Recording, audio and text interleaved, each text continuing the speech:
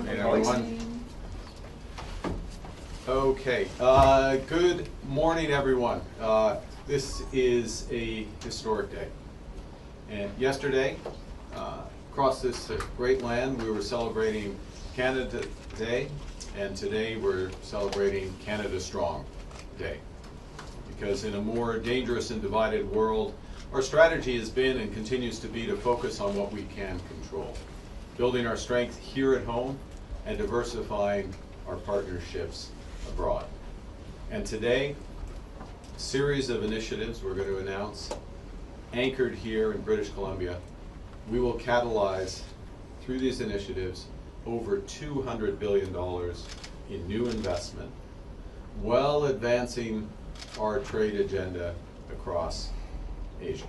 In all cases, British Columbia is the linchpin, the gateway to a more prosperous, more sustainable, and a more inclusive Canada. And I want to thank you, Premier Eby, for your leadership in making this possible, and that of your colleagues who are here this morning. Le monde devenu plus dangereux et divisé. Le système commercial mondial est en pleine mutation. Et maintenant, nous sommes confrontés à une crise énergétique à trois niveaux: du coût de la vie, de la sécurité et climatique. La bonne nouvelle, c'est que le Canada a des solutions. Just a few weeks ago at the G7, leaders called on Canada to provide the reliable energy that the world needs, and will do so sustainably and inclusively. The Premier is just back from China, opening new opportunities for BC businesses. Today, President Marcos of the Philippines, Premier and I will join him. President Marcos is here beginning a state visit that will deepen our economic and security and cultural ties with the Philippines, and, given his presidency of ASEAN, across the 500 million residents of the ASEAN countries. But to seize these opportunities, Canada has to do things differently. We need to move faster, we need to build bigger, and we need to work together. We have to be ambitious and build sustainably and inclusively. British Columbia is Canada's gateway to the world's fastest growing markets.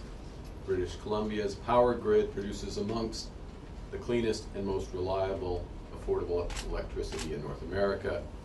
BC is a leader in mining, production of gold, zinc, copper, and well beyond. This great province has one of the world's most educated and skilled populations. And so it's on that exceptional foundation that Premier Eby and I are committed to build a stronger, more resilient, more independent province and country. Now, already it's the case that 1/3 of the initiatives that are advancing through the Major Projects Office come from BC. But today we're accelerating and broadening that momentum. Premier Eby and I are announcing a landmark Canada-British Columbia cooperative prosperity agreement. This agreement is comprehensive, it's ambitious, and it will help transform the entire Canadian economy. So it's not just about one province, the entire Canadian economy, and will help fund the public services on which Canadians rely. C'est un plan qui nous aidera à exploiter notre plein potentiel en tant que superpuissance énergétique. Il permettra de construire de nouveaux corridors de transport et d'entendre ceux qui existent déjà pour que nous puissions exporter nos ressources vers les marchés mondiaux plus rapidement. Il mettra à profit la main-d'œuvre hautement qualifiée de la Colombie-Britannique en agissant la formation et accélérant le recrutement et favorisant l'embauche d'un plus grand nombre de travailleurs de métiers spécialisés. Enfin, il prévoit des mesures de protection environnementale rigoureuses et un partenariat concret avec les Premières Nations à chaque étape du processus. So what are we going to do? Well, first, Canada and British Columbia will work together to accelerate the projects that will unlock Canada's full potential as a global energy superpower, starting with LNG. By 2040, global LNG demand is expected to rise by 60%. particularly to replace high-emission coal generation in Asia and to balance grids that are increasingly going to be powered by renewables. Canada can become the preferred supplier. The federal government will work with private sector proponents, communities, and First Nations to accelerate the permitting, the financing, and the construction of major LNG projects in BC. These include LNG Canada, Silas, Prince Rupert Gas Transmission Project, Cedar, and Woodfibre LNG. These projects collectively will more than triple our production over the next decade, reach new markets in Asia as well as Europe, and all of them built with low emissions and in full partnership with First Nations. Second, we will support the development of the power, the mining, and the trade infrastructure needed to unlock northern British Columbia's full economic potential in an environmentally sustainable way. With respect to power, the federal government will provide $3.5 billion for phases 1 and 2 of the North Coast Transmission Line to deliver clean, reliable, affordable electricity to projects in the regions and their communities. On mining, the federal government will invest $500 million to expand the Red Chris mine, which will increase Canada's annual copper production by more than 15%, reinforcing our position as the reliable critical mineral supplier of choice and reducing greenhouse gas emissions in the production by over 70%. With respect to broader issues of sustainability and conservation, we will create, through this process, a new conservation area the size of Greece, consistent with Canada's commitment to preserve 30% of our lands by 2030. And we will invest in new clean energy projects across the province with a particular focus on developing wind turbine manufacturing in BC. Nous améliorerons les réseaux de transport d'énergie et que nous réalisons de nouveaux projets d'énergie éolienne pour libérer tout notre potentiel en tant que superpuissance énergétique mondiale. Nous mettons également en place des infrastructures commerciales nécessaires pour acheminer nos ressources vers de nouveaux marchés à travers le monde. The Port of Vancouver moves $1 billion in trade every single day, reaching over 170 countries. And it moves more cargo than the next 5 largest Canadian ports combined. But that success is now straining capacity. Bottlenecks are appearing and they're worsening. Ships have to wait to load their cargo. It takes too long for imported goods to get to Canadian markets. That slows our trade. It means we lose some business to the United States. It increases prices here at home. Overall, it's holding our economy back. So we're committed to change that. This is part of our drive to double non-US exports over the course of the next decade. The Government of Canada will support $10 billion in major infrastructure upgrades to expand capacity at the Roberts Bank terminal. That alone will unlock $100 billion in new trade capacity, adding approximately $3 billion to Canada's economy every single year. The potential of this expansion over time will rival the contribution of the St. Lawrence Seaway to our country. Now, while we make it easier to move trade, we'll make life easier for long-suffering commuters. In partnership with British Columbia, the federal government will provide up to $3 billion for the George Massey Tunnel Replacement Project. This will replace, as many of you know, the aging 4-lane transport tunnel along Highway 99 with a modern 8-lane tunnel, enabling Canada to export more of what we produce while connecting the economy of the Lower Mainland as a whole. In parallel, we'll work with port authorities and First Nations to maximize the potential of the ports of Prince Rupert and the Port of Stewart. These will serve as vital trade corridors for our critical minerals and other resources and provide much needed extra capacity for a growing BC economy. Now, British Columbians and Canadians have always understood that it's not just about what we build, but it's also about how we build.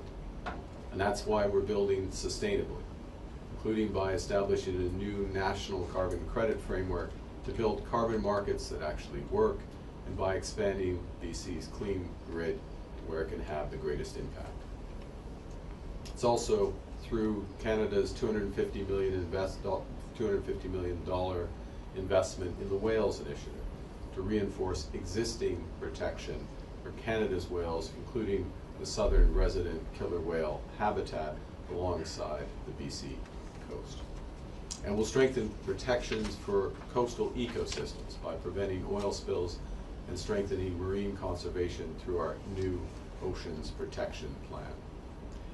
On top of all that, the conditions for the Roberts Banks Terminal 2 expansion will include detailed measures to protect these habitats. We're also clear that today's Canada-BC agreement will maintain the federal North Coast tanker ban in accordance with the proposed route of a new trans-provincial pipeline under the bilateral agreement with Canada and Alberta. We will build inclusively, in true partnership with First Nations, including those here alongside the Salish Sea.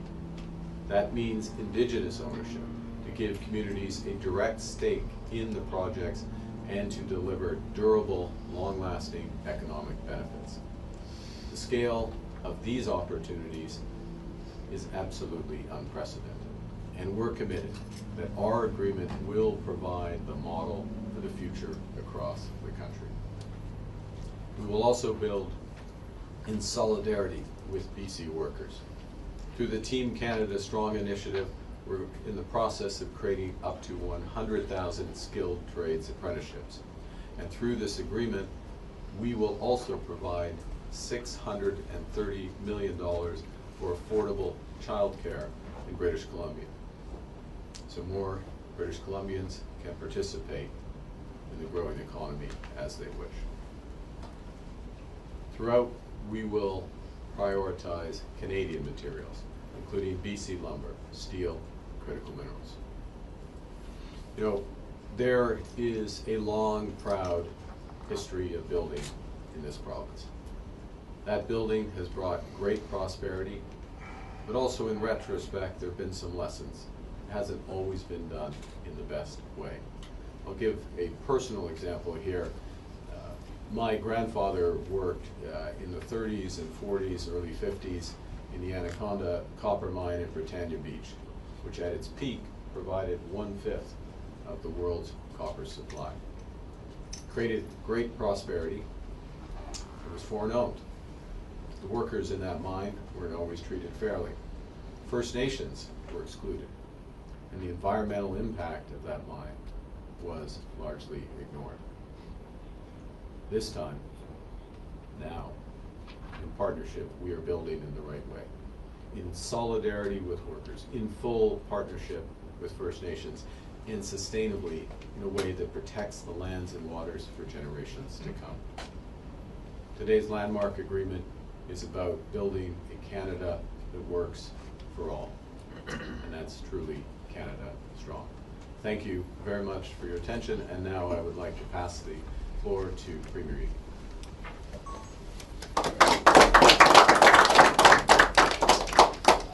Good afternoon, everyone. It's great to see you all here today. It's good to be here on the territory of the Musqueam, Squamish, and Tsleil-Waututh people. Thank you, Prime Minister, for your strong partnership and leadership in this process we have been through. It's obviously a high-stakes time for Canada. The big game's coming up.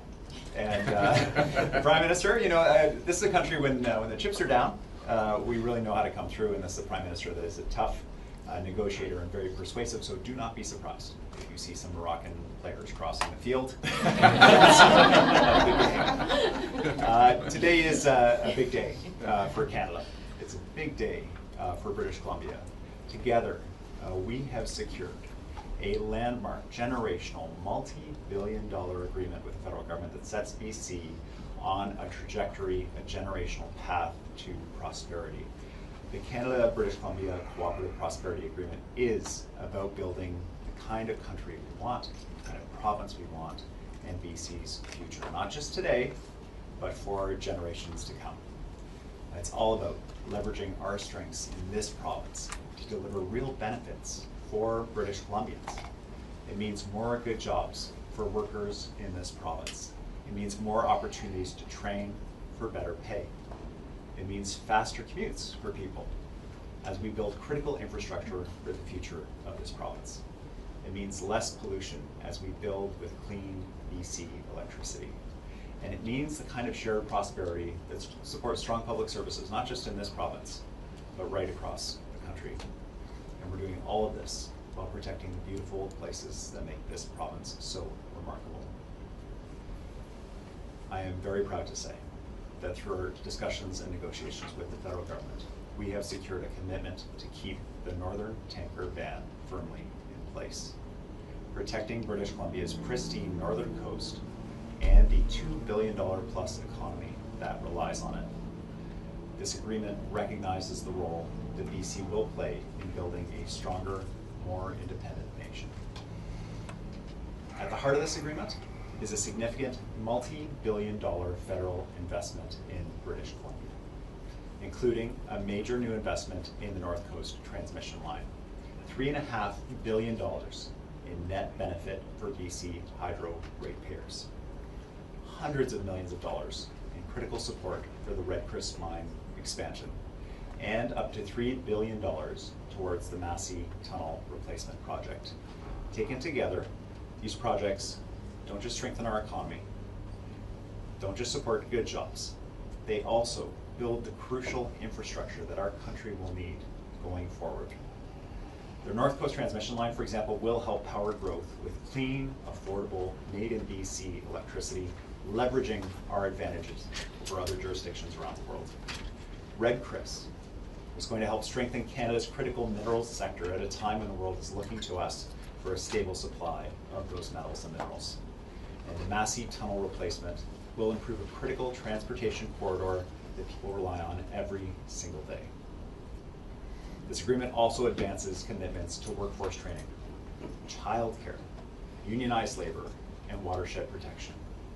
Because building a stronger economy means investing in people and protecting the places we depend on. Now, our government is going to continue discussions on federal support to build on BC's natural resource strengths through a newly established implementation committee. This committee has firm deadlines that we will work to hit together on key projects. This includes, as the Prime Minister mentioned, a federal commitment to delivering additional port infrastructure and additional support for our hard-hit forest sector and steel sectors in the, as a result of the impact of US tariffs. In an increasingly uncertain world, British Columbia can help deliver the critical materials that people need, that trusted allies need, from a stable and reliable partner. And I can assure you, that was part of my conversations in every single trade mission to date, whether in Asia or anywhere else. With some of the lowest carbon LNG in the world, we can help support energy security while reducing global emissions and creating opportunities for British Columbians. There's one piece that I want to be clear about. This agreement doesn't require us to support any pipeline proposal from Alberta. However, as I've said before, we recognize our constitutional position, and we do not have the authority to stop a new pipeline. We will not be going to court to fight a pipeline project. Instead, we will ensure we fulfill our constitutional obligations in good faith. Pipelines are federal jurisdiction. That's why this agreement matters. It ensures that the Northern Tanker Ban stays in place. And it ensures that if a pipeline goes ahead, that British Columbians are fairly compensated for the environmental risks we would take on any new pipeline project. The projects that are moving forward in BC are about more than just infrastructure. It's about good jobs. It's about stronger communities. It's about cleaner growth. It's about building a future where people and families can thrive in our province. This agreement, without doubt, and I appreciate it, is a strong vote of confidence in the role that British Columbia will play in driving forward this new Canadian vision of the Prime Ministers and of so many Canadians about the role that our country can play.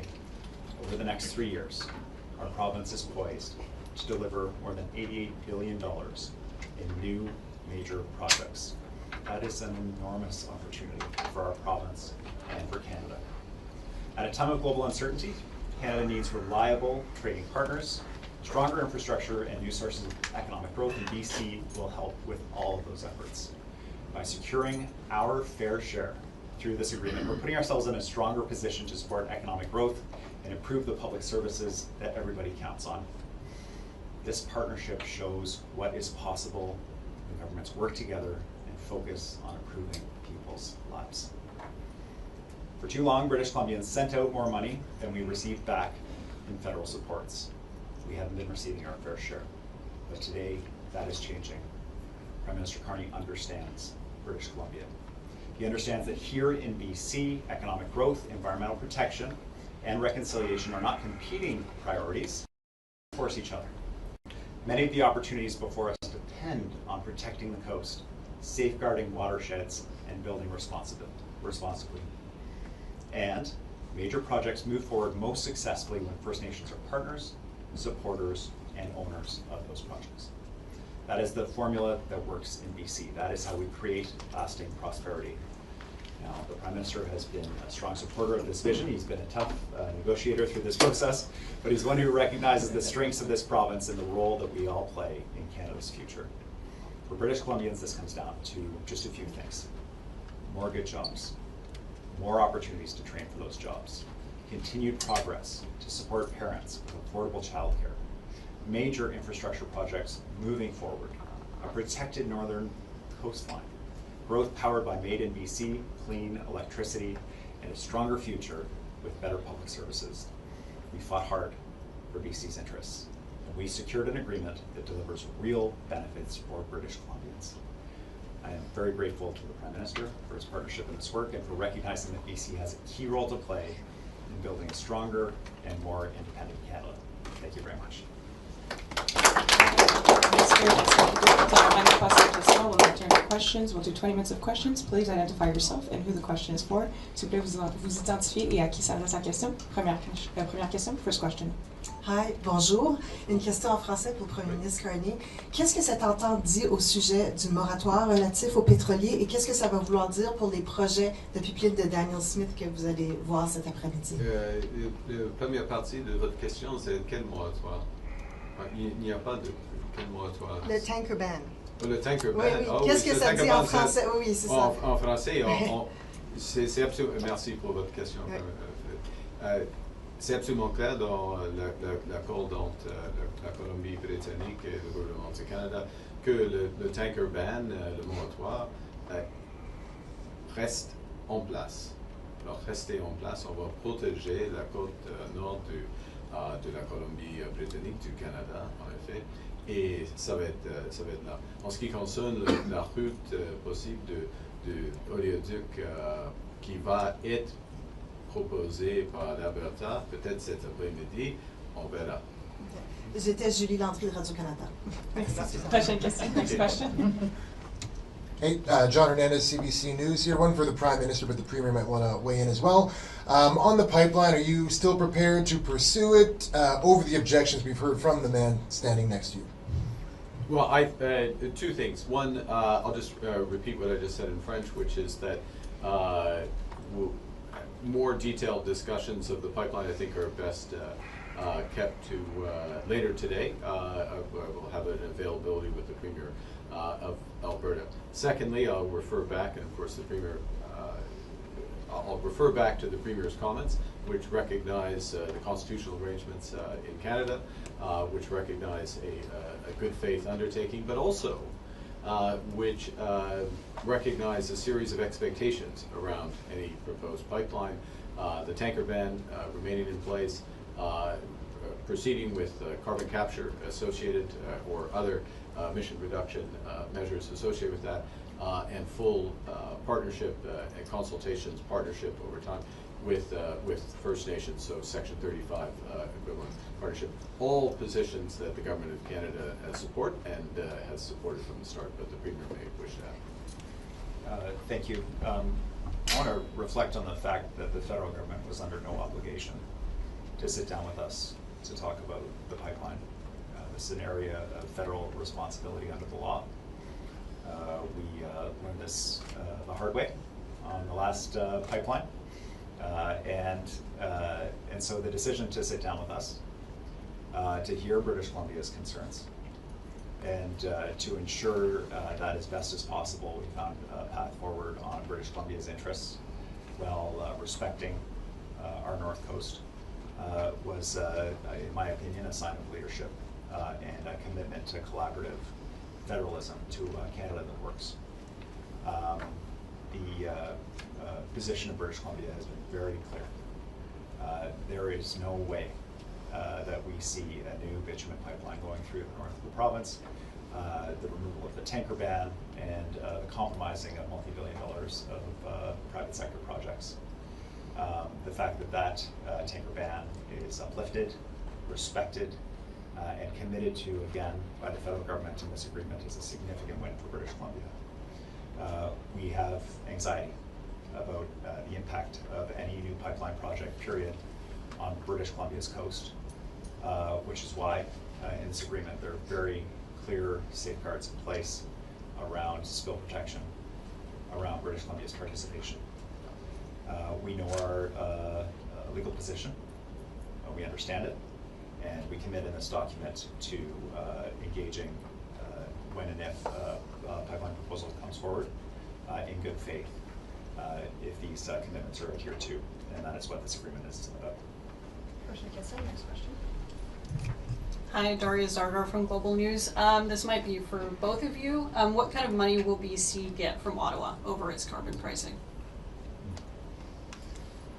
So the agreement between Alberta and the federal government included a carbon price that is different than the carbon price that we were working on in British Columbia in terms of our planning processes going forward. In BC, we have a system where big polluters pay, and it's called the output-based pricing system. So that obviously brings challenges for us from a competitive perspective for BC's industry. We'll be working forward about how to incorporate this new agreement and this new federal carbon pricing scheme into our understanding of the competitive landscape here in British Columbia. What's in the agreement is a commitment for the federal government to ensure that we're not financially impacted by that. So it gives us the space to be able to engage in the policy work we need to on our carbon price here in the province. And I'll just confirm what the Premier just said. And the only thing I'll add is what's also in the agreement is the exploration of developing a more consistent and broader carbon market. That, when I say more consistent, it's called a national carbon price framework, and that's part of the work of the implementation committee because there's a potential to broaden this out. But the first point, which is directly to your question, is, as the Premier said, that we'll make that adjustment, make whole, if you will, the province of British Columbia, and that's also be the case for other provinces that would be affected. To ask about the Roberts Bank 2 mention in the agreement. It talks about a $10 billion figure. As far as I was aware, there's sort of $3.54 billion being talked about for the cargo terminal expansion. So, what's the rest of that money, and could we see that as the terminus of a new oil pipeline? On the last bit of your question, again, I'll refer all sort of pipeline specifics more properly to this afternoon's availability with the Premier of Alberta. After all, Alberta is the proponent or is the one that should put forward the pipeline. In terms of, there's various ways to size it, and there'll be greater specificity as the project moves. The core container and other terminal aspect of the project moves forward to the major project office, which is something you can expect relatively soon, that the major projects office would start its work on that. So there's container capacity, there's other bulk capacity. There are a series of environmental protections, which some don't count, but there are very considerable environmental protections that will be put in place consistent with the environmental assessments that have been done over the years and fully taking those into account. And there's potential other infrastructure that might make sense, but all of this will come out more directly. So I use the 10 billion figure just to give an overall citing of the order of magnitude. That's not obviously a final FIT figure. Okay. Next question. Prochaine question. Mike Hager, Globe and Mail. PM Carney, upholding the North Coast tanker ban, does that mean that Alberta has abandoned plans for a northern route and is instead focused on a southern route? Again, I think questions directly with respect to a proposal from Alberta are best answered this afternoon. It's their proposal, their pipeline, obviously working to, and I want to reinforce what the Premier said a few moments ago, in this spirit of cooperative and collaborative federalism, to make things possible, a huge range of things possible. So you can draw your own conclusions, but you can also wait until this afternoon. I would, but I'm just going to make an observation and I'll hand to the next person, which is this is a landmark agreement, not because, I mean, yes, there are aspects here on energy infrastructure that are important, but the LNG developments that are reinforced by this, the absolutely enormous possibilities that are opened up in the in northern BC through the Northern Critical Conservation Corridor with clean energy and the critical minerals side of that, the communities that get developed because of that. The entire logistics, the change to the logistics in the Lower Mainland from Massey Tunnel through to Roberts Bank. It's not just Roberts Bank. It's not just, you don't just expand the capacity, obviously, of the port, but then leave aside rail capacity and other components that need for things to work. And that's where the benefits, and my last point I just made, is there are enormous direct benefits and investments in British Columbia as is right. There are social benefits from childcare and beyond. There are benefits to Alberta potentially because of energy infrastructure. But there are also fundamental benefits to the entirety of Canada because of a much more effective transportation system, because of the resources that the financial resources this will create in order to provide Canadians with the social services they deserve. Next question. Prochaine question. Hi, Jared Yeager here with Sitka Media. On your affordable housing plan, so a lot of people, politicians and pundits from across the political spectrum have labeled this a condo bailout. And so, you've had some time to iron out some more of the details. So I'm wondering what benefits, if any, would be seen by developers? Thanks, I'll take this one. You're hearing directly from developers that this is not what they asked for.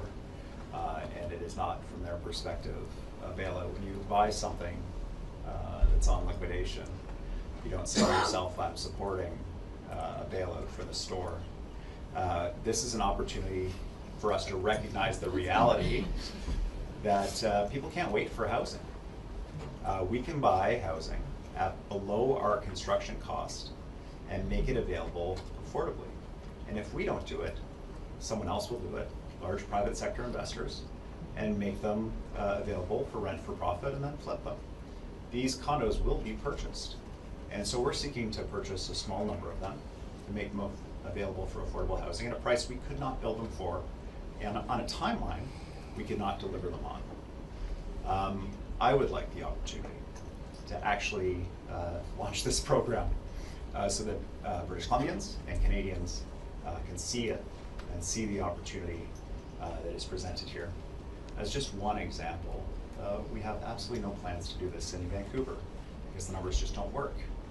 And yet much of the critique I hear is about downtown Vancouver developers. So if we'd have an opportunity to launch this program, to get people into housing faster, to leverage the ability of government to be able to get people into affordable housing as quickly as possible, I would appreciate that. I think it's an important initiative, and people hate it. Hey, we don't have to do it, but it is a chance for us to make a real difference in the lives of more than 2,000 families. Yeah, and I'll just add to that. Federal government pleased to participate in a small way, but an impactful way. And Minister Robertson is here, a small way, impactful way, in order to create the flexibility to do exactly what the Premier just said. Take advantage of distress in some developers. Take advantage for the purposes of affordable housing for families. in this province. And affordable housing, including with potential rent-to-own model. And you know, in the end, this is, the proof of the pudding is in the eating. It's in the actual transaction. If those opportunities present themselves, we've created the flexibility in order to get affordable housing to people at a cheaper price than could be built. We'll do it. If the market shifts, if the opportunity doesn't present itself, then it won't happen. But this is a smart way to do it. And you know, as last thing, I'll just reemphasize: what happens in real estate over time is a bad development becomes a good development on the second or third owner. But in between, there's that opportunity for hardworking families that can't find affordable housing. And I commend the BC government for the idea of creating this, and we're happy to help make that a reality. Next question. Question Kissel. Hi, this is for Prime Minister Carney, CBC News, Andrew Lee. Women make up 50% of the labor force, but only 15% of the Red Seal trades in Canada. Yeah. What do you say to critics who might say this is a jobs for men? Well, okay, thank you for that, because this is a critical point. So part of the reason for our Team Canada Strong initiative, and I'm just going to take a moment, Andrew, to explain it for everyone. But just get to the motivation. The motivation, part of the point is exactly that. It's to get more women into the skilled trades. It's to get more young people, obviously, into the skilled trades, to disadvantage other groups into the skilled trades. Now, how do you do that? Part of the way you do it is you create a program at scale. This is $6 billion in funding that's coming into this program for 100,000, up to 100,000 apprenticeships. That's the first way. The second way is you make it seamless. So you start with initial opportunities to get into the labor force, which we work to create. You have a digital system, so your Red Seal book, your ticket, if you will, is digitally, is digital and follows you all the way through. You get the direct apprenticeship experience, working with unions, working with technical colleges, but really working with unions. So we're going directly in with the union. So on the job experience, initial job, on the job experience, the training and the certification, and then at the end, help with placement into the first job, and including, because often it's not just the awareness of the opportunity, the seamlessness, but it's also the cost. So one of the things we're including is EI support and a completion bonus, because another thing that happens with apprenticeships over time is the completion rates are quite low, regardless of who goes in. I mean, they're in the 20%, depends on the province, but let's call it all rounded into the 20-25% range. So all of this is designed in order to make it easier to get in, get more women in, more other groups in, and to get those completion rates. We need these. British Columbia will need these workers, and I guess a message if someone's watching and is interested, these are not jobs, these are careers. The Premier referenced earlier $88 billion specifically that's relevant to this agreement of investment in British Columbia, but we're going to create many more opportunities similarly that are going to be built out over the decades. So that's the message. Just to follow up, Prime Minister Carney, I'm old enough, lost enough hair in this business. I've heard those announcements before saying the encouragement of getting women involved in trades, but statistically it continues to be a predominantly male-oriented job. How can we make this fair for all Canadians? Well, I mean, this is, you do need a holistic strategy, so I'll just refer to my previous answer, but also refer to another element that is in this agreement. And one of the things that has held back the level of female participation in the labor force has been the absence of affordable childcare. Now, we have made progress on that, but we also need to have funding at the scale and at the price points in order to get there. And again, you've touched on a very important point, because one of the elements of this cooperation agreement is to look at all aspects, or as many aspects of the economic opportunity, but also the social needs that come with that. There's reference to workers' rights and working with unions. Obviously, there's huge elements in here about inclusive partnerships with Indigenous. but also the child care agreement, the skills agenda, is in here by reference because it's central to achieving some of the outcomes that you just referenced. So thank you.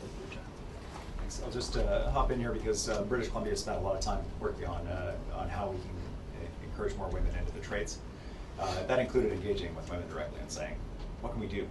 And one of the pieces, certainly all the pieces the Prime Minister mentioned, child care, trades training, generational investment in trades training in our government at the provincial level, now as a result of this agreement, partnered up with the federal government's initiative. But one of the pieces that came out of it was the, and it sounds, it can sound trivial, but it is not in terms of working conditions for women on job sites, is the clear message that we got from the building trades that flush toilets and running water were essential to a comfortable working environment for women on the job site. And for all workers generally, of course, but particularly that their working conditions were not adequate. So we actually put a regulation in place that ensured that this technology, which is readily available, could be provided on job sites.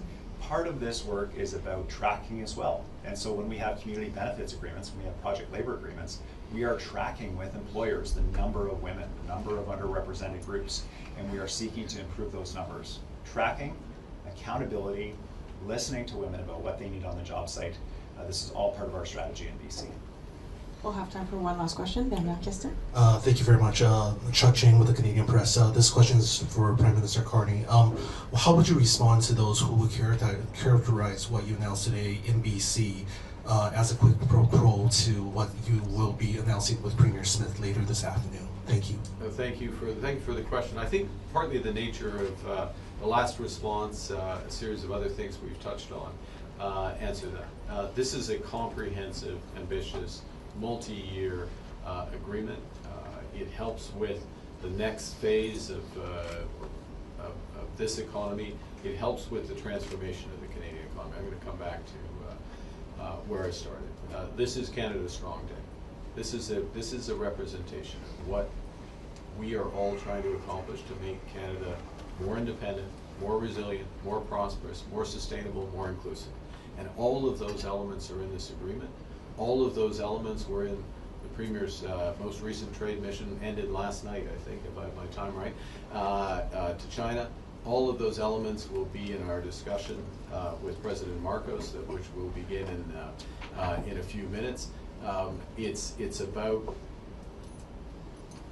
capturing the immense potential of this province for the benefit of all the citizens of this province and more broadly all Canadians. Thank you, Prime Minister.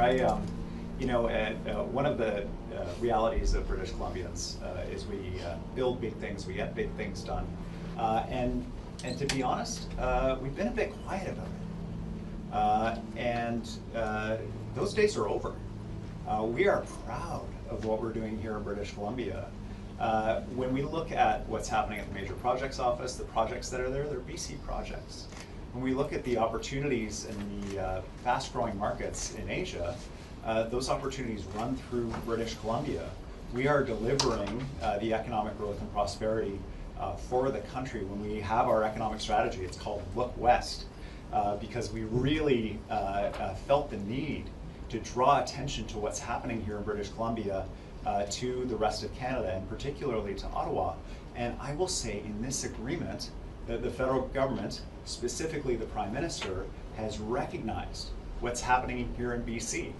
To look at this as an Alberta agreement is again to do a disservice to British Columbia and the remarkable and incredible growth that is happening here in this province. This is a BC agreement about BC projects. It is a commitment to what makes this province amazing, our pristine North Coast.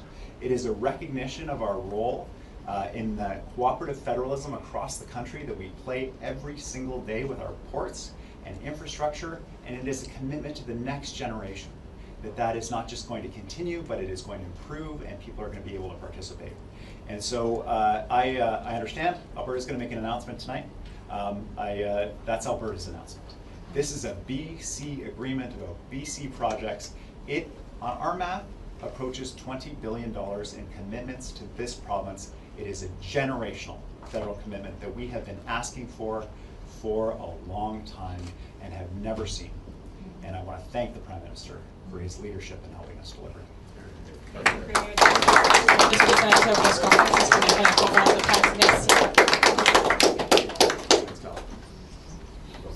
Yes, nowhere, I'm gonna go.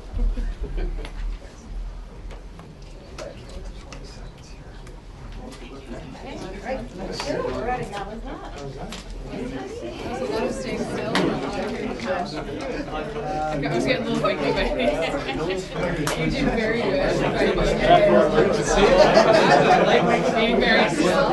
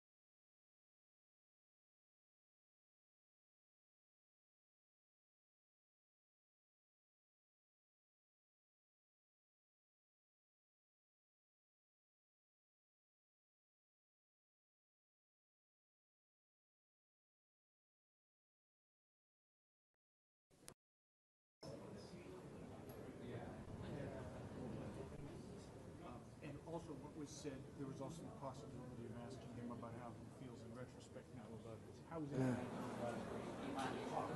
Yan. Okay na yan. Mas okay yan. Walang ano.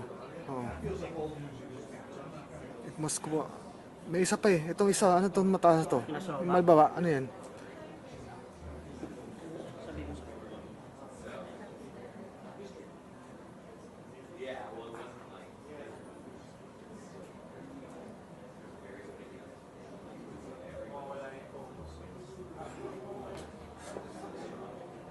Sige nga, turn up mo muna nga yan. Titingnan ko kung yan yun. Patay mo muna nga kung yan yun. Hindi ko alam eh. Kung off muna. Turn off. Turn off. Hindi yan.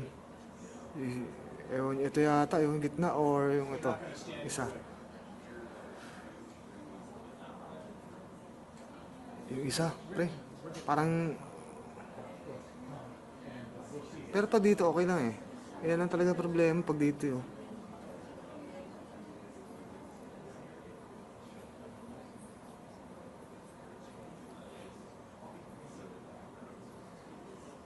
Ginagalaw nila isa eh. Hindi naman sa atin. Ito lang.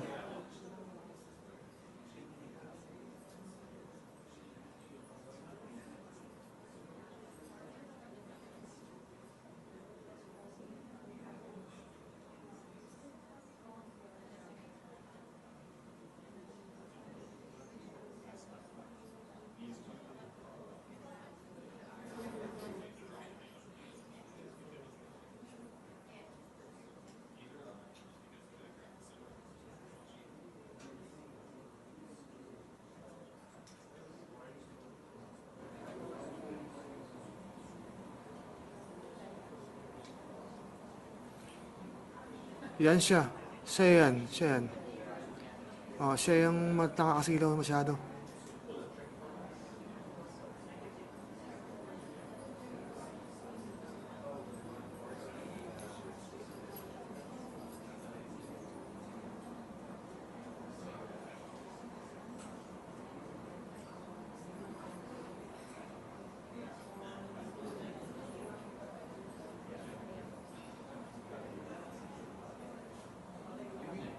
Hindi.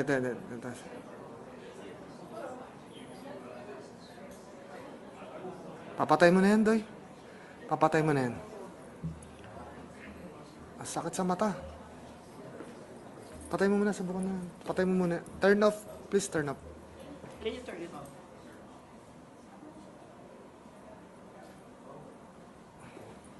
Madilim? Yeah, mas okay yan. Ano? Oh, mas okay. Mas maganda eh. Kaya lang madilim kasi ito, didilim. Naging one side. One-sided love. Pwede ba din move dito?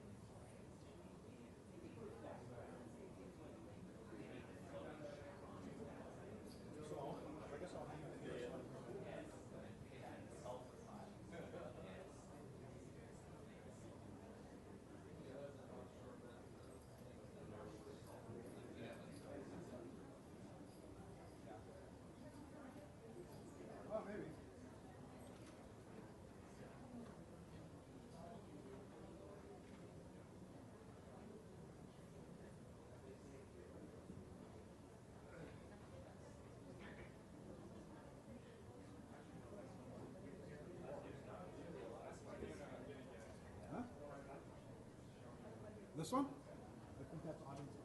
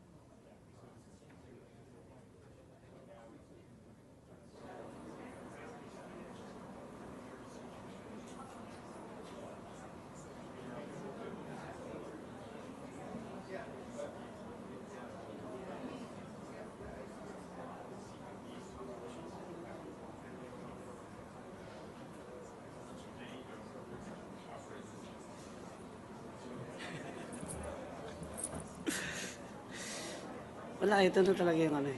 Ayan yung the best eh. Ito na yung the best eh. Ayan na siya eh. Kasi pagka pinatay natin ito, boss, wala na.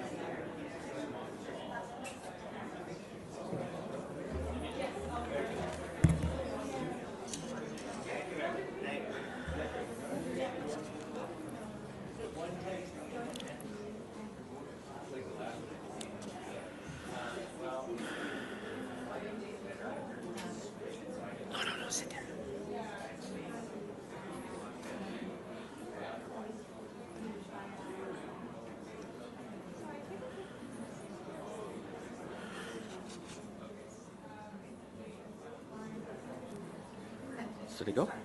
Okay. Distinguished guests, please welcome the Right Honourable Mark Carney, Prime Minister of Canada, and His Excellency Ferdinand R. Marcos Jr., President of the Republic of the Philippines. Veuillez accueillir le très honorable Mark Carney, Premier ministre du Canada, et Son Excellence Monsieur Ferdinand R. Marcos Jr., Président de la République des Philippines.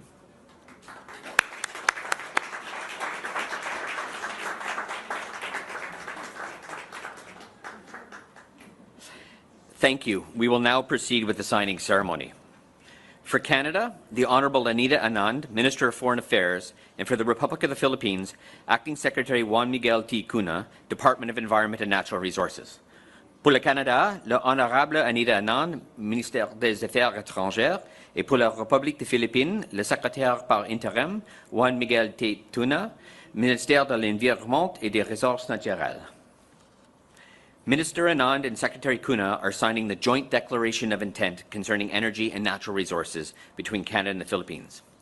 La ministre Anand et le secrétaire Cuna signent la déclaration conjointe d'intention concernant les énergies et les ressources naturelles entre le Canada et les Philippines.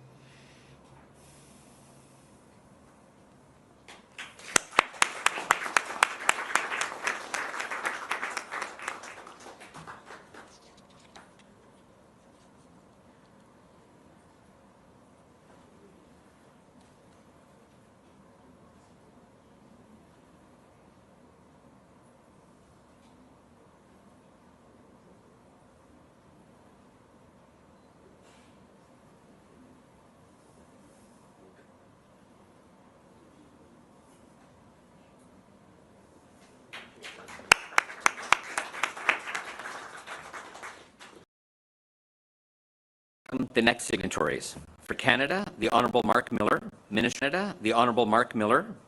of Canadian Identity and Culture and Minister responsible for official languages. And for the Republic of the Philippines, Dr. Eric Zerudo, Chairman and Executive Director of the National Commission for Culture and the Arts. Veuillez maintenant accueillir les prochains signataires. Pour le Canada, le Honorable Mark Miller, Ministre de l'Identité et de la Culture canadien et Ministre responsable de la langue officielle. Et pour la République des Philippines, Dr. Eric Zerudo, Président et Directeur exécutif de la Commission nationale pour la culture et les arts. The Minister and Dr. Zerudo are signing a Memorandum of Understanding on Cultural Cooperation for the years 2026 to 2031. Le ministre et le Dr. Zerudo signent un protocole d'entente sur la coopération culturelle pour la période 2026 à 2031.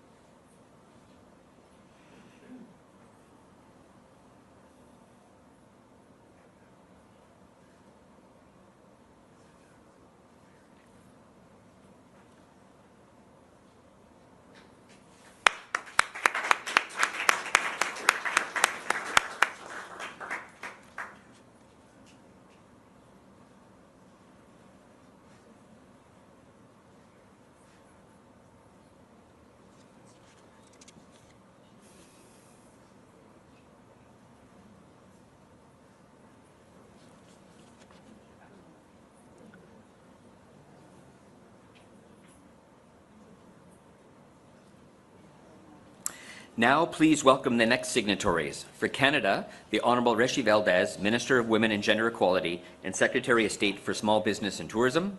And for the Republic of the Philippines, Her Excellency Maria Teresa Lazaro, Secretary of Foreign Affairs of the Republic of the Philippines. Pour le Canada, le honorable Rachid Valdez, ministre des Femmes et de l'égalité des genres et secrétaire d'État aux petites entreprises et tourisme. Et pour la République des Philippines, son Excellence Maria Teresa Lazaro, secrétaire aux Affaires étrangères de la République des Philippines.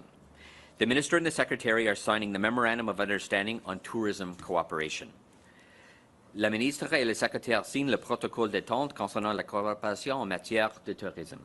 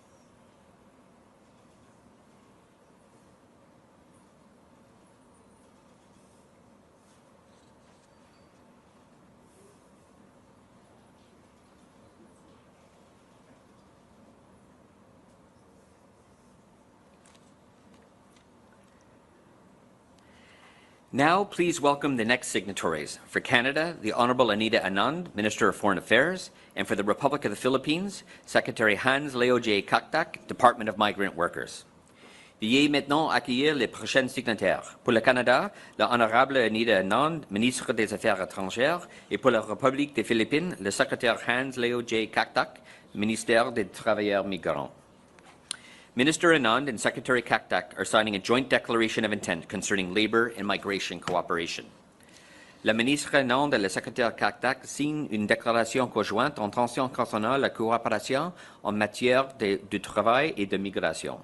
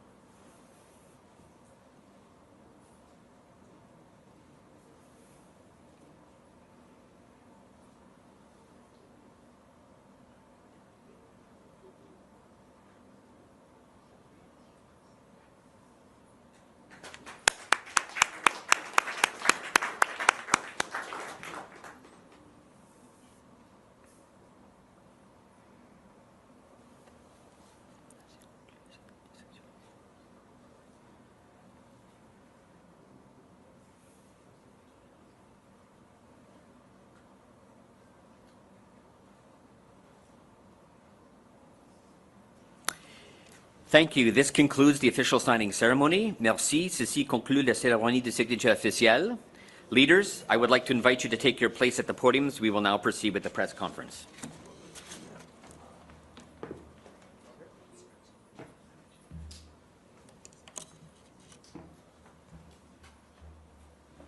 Thank you very much, Ambassador. Bonjour tout le monde. President Marcos, it is a great honor, a great pleasure to welcome you to Vancouver in an official capacity, welcome you back to British Columbia.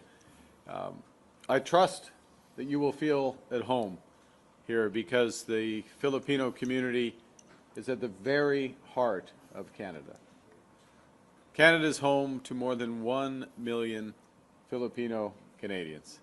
There are nearly 200,000 Filipino Canadians who reside right here in beautiful British Columbia. There are doctors, our nurses, our caregivers who help Canadians in their most critical moments. There are entrepreneurs, businesses that in some cases have become the gathering places for families and friends. Local restaurants here in Vancouver, Plato Filipino, global icons like Jollibee, where we will be going. We just had a working lunch. We didn't eat at our working lunch, so we're going to Jollibee to get some real sustenance. Filipino culture is proudly celebrated in the music, the dance, the art of our festivals. Kamayan Fest, Pinoy Festival, and Filipino Canadians join also when there's tragedy, as we joined a little more than a year ago to support each other after the Lapu-Lapu tragedy not far from here. Mr. President, we are one people, united in diversity and our humanity.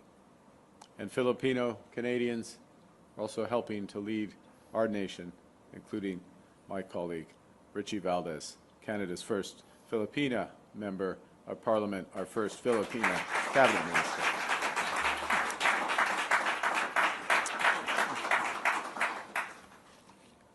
The community, the Filipino community, has helped build the Canada that we know today. A Canada that's stronger, it's richer, it's more vibrant because of the people who've chosen to make it their home. And this relationship extends across the Pacific to the Philippines, where we share an enduring friendship and now a deepening trade and security relationship. And it's that community that's part of the bridge, as you said, that links our two countries together, and that relationship on which we are building today. This visit comes at an important moment, a pivotal moment for Canada, for the Philippines, and our peoples. The world is more dangerous, it's more divided. Old alliances are being tested as new threats emerge. And at the same time, as we discussed, new opportunities are opening up in commerce, in technology, in energy, and in our culture. And so in a rapidly changing world, what Canada is doing is deepening our partnerships with countries who share our values and our ambitions.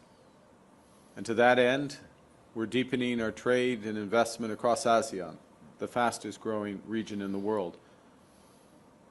And nowhere is that more important than under your leadership, President Marcos, your leadership, your presidency of ASEAN. We're moving with determination to conclude negotiations of our Canada-ASEAN free trade agreement by the summit this year. This agreement, once constituted, will reduce tariffs, in some cases fully eliminate them, for our exports, help give Canadian workers and businesses access to a $5 trillion market of over 700 million people. Critically, crucially, we're also working hard to finalize negotiations on the Canada-Philippines free trade agreement. You and I committed or intended last year when we met for the first time bilaterally to look to conclude that agreement this year. We're making good progress. It's an enormous opportunity to deepen that partnership, as I said at the start. The Philippines is one of Southeast Asia's fastest growing economies, and if it's one of Southeast Asia's fastest growing economies, it's one of the world's fastest growing economies. A population of almost 120 million people. We have a prospect of tripling our bilateral trade, both directions, by 2035. Great opportunities for our business. And really, this free trade agreement would be the foundation of our new Canada-Philippines strategic partnership. We're together, we're launching a new era of cooperation, deepening our collaboration in trade and energy, defense, and tourism. And as part of this partnership, we're announcing a joint declaration of intent on energy and natural resource cooperation and a new technical assistance partnership. We're already ourselves amongst the world's largest critical minerals producers. We're one of the top 5 global producers in 10 different critical minerals. You're one of the largest exporters of nickel or major producers of minerals like cobalt and copper, and we share your objective to increase not just the production but the processing of these essential materials. Ensemble, le Canada et les Philippines mettent à profit leurs ressources pour renforcer les chaînes d'approvisionnement en minéraux critiques et pour offrir davantage de minéraux critiques du Canada et des Philippines sur les marchés mondiaux. Now, economic cooperation is not enough. It has to be underpinned, reinforced by shared security. And that's why we're deepening our collaboration in marine, maritime security and in multinational military operations. We'll soon ratify the status of visiting forces agreement, enabling our armed forces to train and operate more closely through joint military exercises in both of our countries, reinforcing our collective security. Nous allons resserrer les liens entre nos populations qui unissent depuis longtemps nos deux pays, car les relations entre le Canada et les Philippines ne reposent pas seulement sur le commerce, mais aussi sur les personnes. Aujourd'hui, nous avons signé 2 protocoles d'accord visant à stimuler le tourisme afin de permettre aux gens du Canada et des Philippines de découvrir plus facilement tout ce que nos pays à offrir. We've also signed an important joint declaration of intent on labor and migration to strengthen protection for migrant workers and to promote ethical recruitment. Filipino workers make extraordinary contributions to communities across the world and across Canada. And when they're here, we will ensure they are treated fairly, can work safely, and have their rights protected. So together, we're building a future where peace is sustained through cooperation, where prosperity is shared, and where opportunity is open to all. A future built through partnership. President Marcos, thank you for your leadership. Thank you for your leadership of your country, of ASEAN, and thank you for your leadership on the global stage. Thank you for joining us to build our future together. Thank you.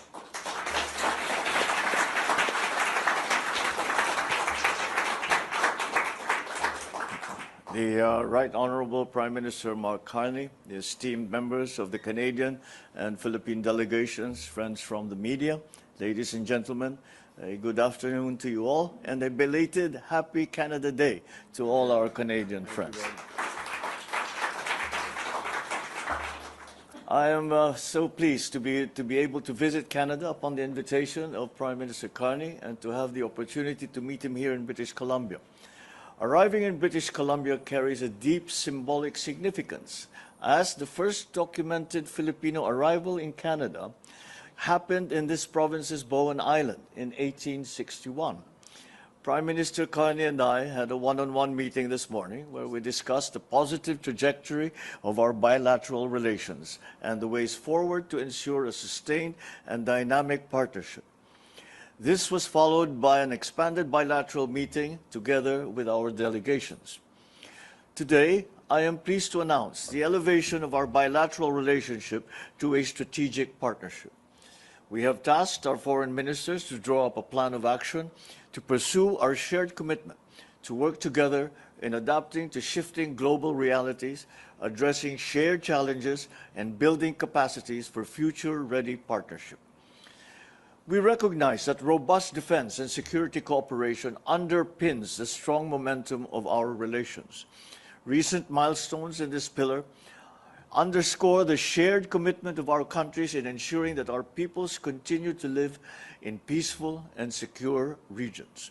We translate these aspirations into tangible and operational commitments.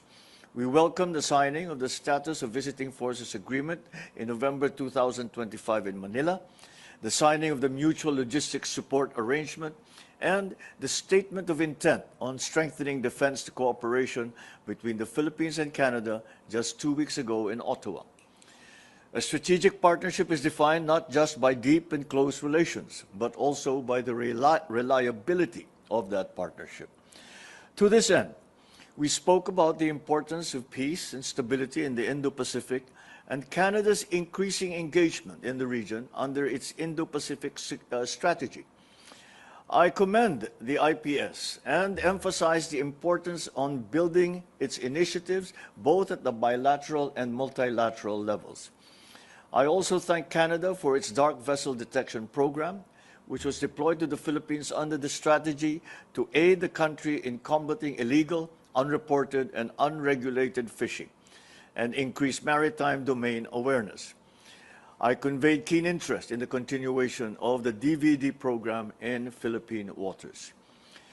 As the Philippines celebrates the 10th anniversary of the 2016 Arbitral Tribunal Award on the South China Sea, I thank Canada for its vocal and consistent support for a rules-based order in the South China Sea under the United Nations Convention on the Law of the Sea, or UNCLOS, and in upholding the arbitral award as final and legally binding. Tomorrow, I will meet with several business leaders and key players in the Canadian mining, IT BPM, and energy sectors. Canadian businesses, including those in said sectors, have been largely successful in the Philippines. I look forward to discussing more opportunities for deeper commercial ties between our two countries. Prime Minister Carney and I reaffirmed our commitment to conclude the negotiations for a bilateral free trade agreement this year, as we also negotiate the ASEAN-Canada Free Trade Agreement. We renewed our commitment to increase our bilateral trade, stand against economic coercion, and build a resilient supply chain. We are pleased to witness the signing of the Joint Declaration of Intent on Energy and Natural Resources Cooperation. Before I return home, I will meet with the Filipino community. I am glad to see and hear from our Canadian friends that the 1 million strong Filipinos in Canada are valued and respected for their contributions to the Canadian society, the economy, and government. They serve as the heart and soul of the strategic partnership between the Philippines and of Canada. To unleash this full potential, it is essential that Filipino professionals are able to practice their professions in Canada. In this regard, we will convey our hope that Canada's federal and provincial governments will continue working together to address the barriers to the recognition of the credentials of Philippine-educated professionals. I am also glad to have witnessed today the signing of bilateral understandings and declarations of cooperation in the areas of tourism, culture, and labor and migration. These agreements will help us harness the strong people-to-people ties between our two countries as we jointly build capacities and create a mutually beneficial talent pipeline for the future. I would like to thank Prime Minister Carney and the members of the delegation for the warm welcome and productive discussions that we have had today. Prime Minister Carney, I look forward to welcoming you for the 49th ASEAN Summit and related summits in Manila in November. Thank you. Merci beaucoup, and good afternoon.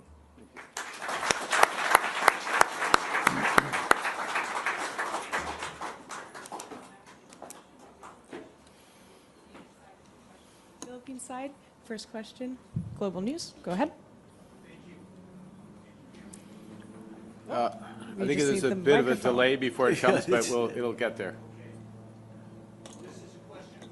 Prime Minister Carney, it's about the pipelines. Paul Johnson from Global News of BC. It seems like we're learning about this new pipeline through a process of deduction today. BC's not going to oppose it. It's not going to be on the North Coast. This leaves us kind of one place, I would think, the body of water that's behind you. Now, I expect you don't want to steal the thunder of the Premier of Alberta, but this is going to be a really big deal for BC.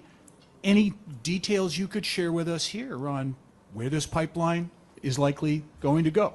I'd like to know. Well, thank you for framing the question that way. No, I don't want to steal the thunder from the Premier of Alberta, who is rightly the catalyst behind this, the proponent, if you will, or will identify the proponent.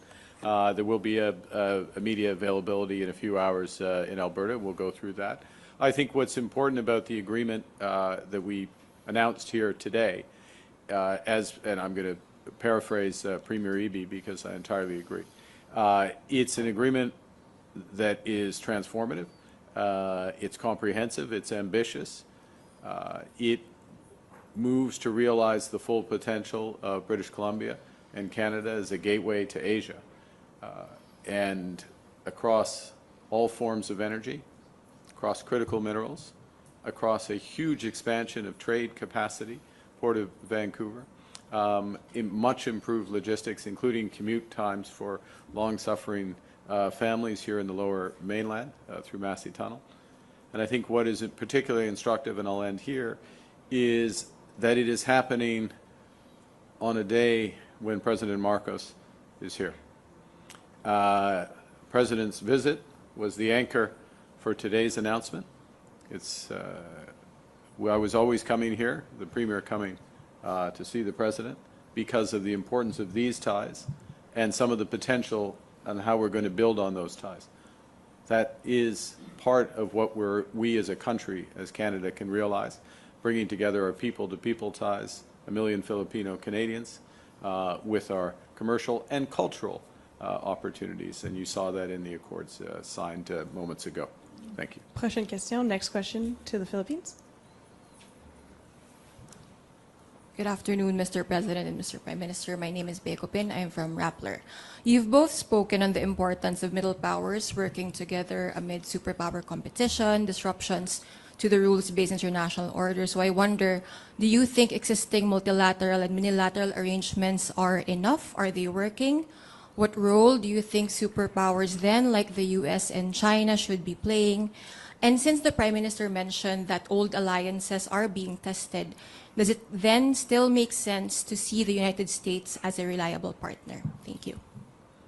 For the Prime Minister or for? For both of you, sirs. For both. Well, I'll start. Why don't I start, and let me underscore something the President said a moment ago, referencing the importance of the United Nations Convention on the Law of the Sea. Something to which we are a signatory and we absolutely uphold, and we uphold the decisions and squarely back the decisions of 2016 that are directly relevant to the territorial waters and activities of the Philippines. First point. These types of arrangements, UNCLOS is one very important example. There are many others. Canada is still fully subscribes to them, fully supports them, and will continue to support them. They're not enough, of course. What also has to happen is that like-minded partners are working together across a wide range of areas, which is why today's series of announcements are another step of importance in our bilateral relationships. It's also important that groupings such as ASEAN are effective under the President's leadership, that they're effective in commercial and other areas. It's important that we look for areas together. We've had some of these discussions on topical issues, whether it's cyber, security, other aspects, where new partnerships can be formed. And then it brings to the last, or the first bit of your question, if I may, which is around the role of the hegemons, the United States and China. Of course, we have deep relationships, each of us, with the United States. There is a stronger commercial relationship, if I may, you can speak to it, with Philippines and China because of proximity and others. We look to use those relationships to reinforce the first aspects of what I discussed. All of those are important, and the responsibility of middle powers, I'll speak for Canada, is to reinforce the rules-based order, update it where possible, to build alliances, partnerships in areas where like-minded countries can cooperate, because that strengthens ourselves, but it also strengthens the system. And yes, cooperate with the hegemons wherever possible to reinforce the first two. Thank you. Well, the Philippines and Canada are in full agreement about the necessity of these bilateral and multilateral agreements that we have spoken about. With the volatility in the geopolitical world in the past years, I think it is a necessary development, not only for Canada and the Philippines, but for other like-minded countries who still continue to believe in international, still hew close to international law and a rules-based international system. Whether or not it's going to be enough is another question, because it's very hard to say, again, because of the volatility and the changes that will undoubtedly come in the future, that will be unexpected and that we cannot predict the nature of necessarily.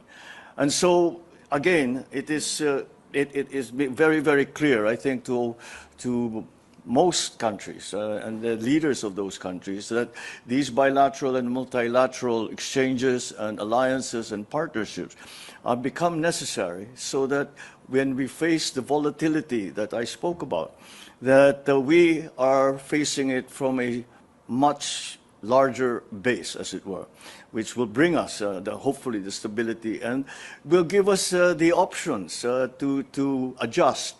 We have two differing forces that we have to balance here. One is to be stable, and at the same time we have to be agile. And the way to do that is to have these firm partnerships and firm agreements between countries, both bilaterally and multilaterally, but at the same time to keep the communications between all our partners very, very active.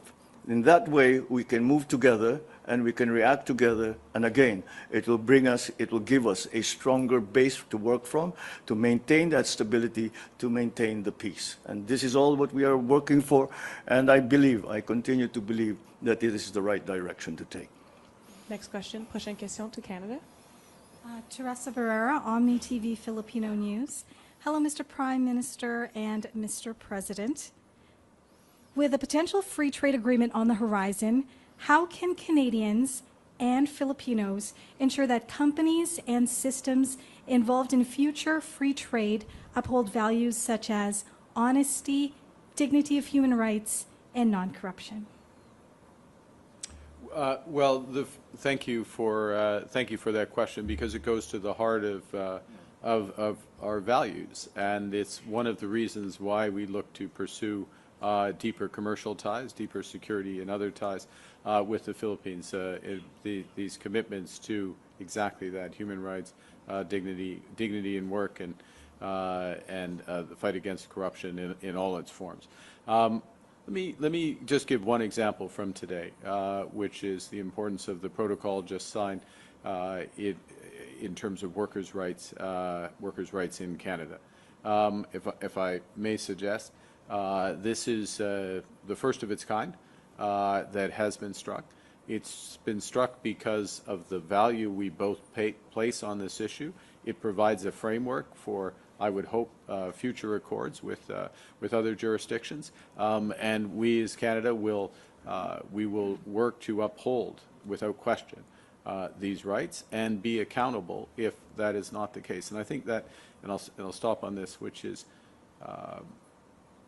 one of the values of your role and those of you in the media is part of that accountability. We have parliamentary accountability, we have accountability directly to stakeholders, and of course accountability through the media. It's a story that doesn't get written if we uphold those rights, but we would like that to be the case, because that's our full intention. Yes, the sharing of those values of the respect for human rights and the respect for reliability in terms of our dealings it serves as a basis for all that we are doing together, and not only between the Philippines and Canada, but Philippines-Canada together as we engage the rest of the world. And so it is very much from that base that we start from, because we share the same values when it comes to the different issues that concern our governments and our citizens, and we share the aspirations in terms of what we would like to achieve in the world. And again, that is a very, very important part of what we are doing, because without that, none of these agreements, none of these partnerships, none of these alliances would be possible, because it is only with like-minded partners that we can come to these agreements. And that is why we will continue to promote those ideals, we will promote those values, and we will continue to abide by an international, legally led actions as we go forward. Thank you. We'll do the last question, dernière question to the Philippines. Hi, good afternoon, President Marcos and Prime Minister Carney.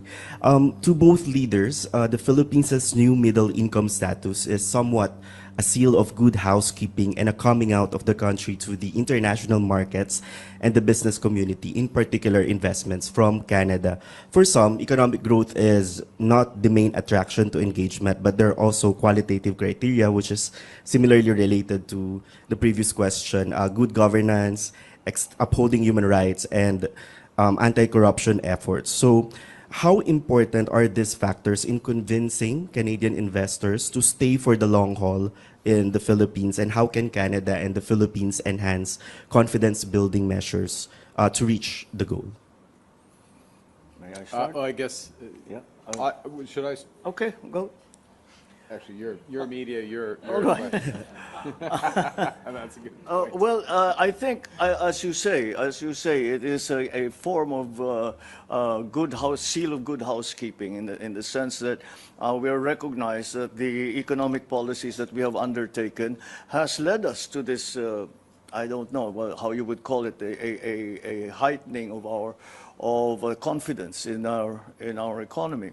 And that, I think that comes from the fact that the Philippines has, in the last 4 years, worked very, very hard to make the Philippines a more investment-friendly destination for both locals and for our friends around the world. And it derived from that was our very early decision, very, very early on in my administration, that the private sector is recognized as a full partner in national development. And that has led us to the FTA now that we are talking about with Canada, and to the other 20 plus FTAs that we have been able to come to and sign in the last 4 years. If you remember that we have been a low. Yes, we were still in the lower strata of the middle income economy since 1987.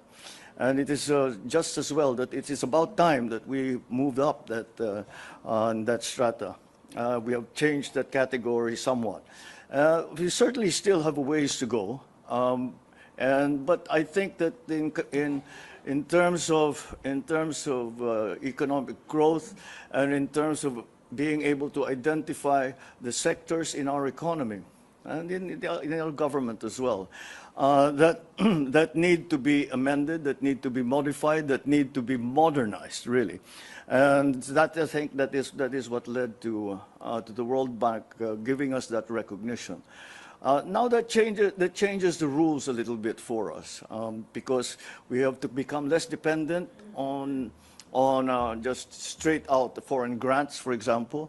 I do not worry. We were discussing this earlier today, and I don't think that it will lead to an increase in interest rates for loans, for example, but we do believe the effect will be on the grants that are given.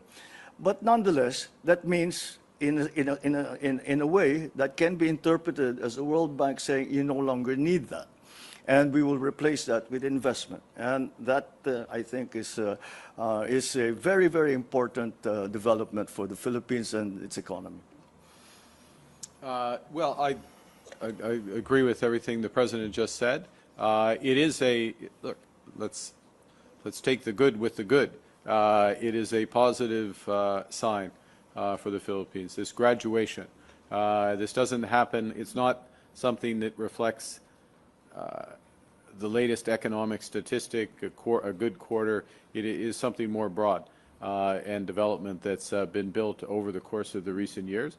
And if I may suggest as well, also the recognition of the importance of the private sector as a partner in overall development. Now, within that context, to your question, yes, rule of law, respect for human rights, transparency, all those elements are increasingly important I mean, they're important fundamentally, but they become very important as an economy develops. That's part of the positive aspect. Agreements such as we're moving forward on today, including prospect of a free trade agreement, are reinforcing for all those factors. So there's momentum here that and this is, and I'll leave it with this, which is, this is what progress is you get self-reinforcing momentum, you continue to raise the bar, you have partners who move up with you, and that's what's happening with Canada and Philippines today. So it's a good day. Thank you very much. Merci Thank you, beaucoup. Prime Minister. Thank you, President. Let's get to our press conference. C'est ce qui met fin à notre conférence de presse. Merci.